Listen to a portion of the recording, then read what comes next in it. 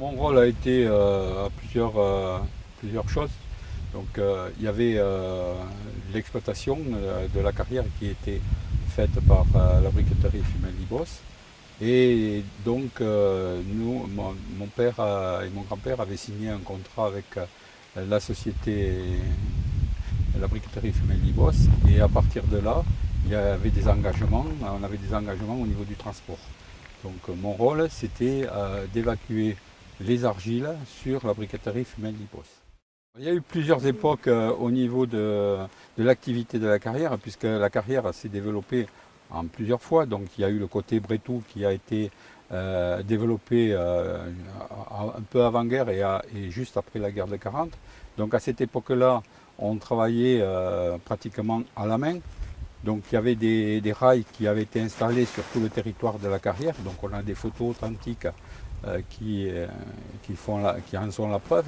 Et donc il y a eu jusqu'à 250 à 300 personnes qui ont travaillé de l'autre côté, puisque tout se faisait à la main. Et l'attelage des bœufs, et le groupe d'ouvriers, et c'était le chauffeur de l'époque. Alors, le tombereau était fait pour apporter soit du sable à l'usine, soit du minerai de fer à l'usine.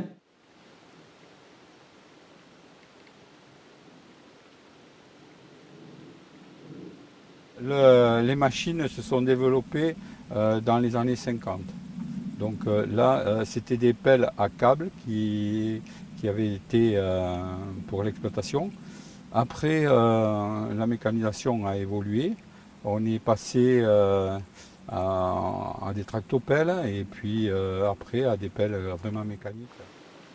La carrière ne tournait pratiquement que de Pâques jusqu'à septembre-octobre.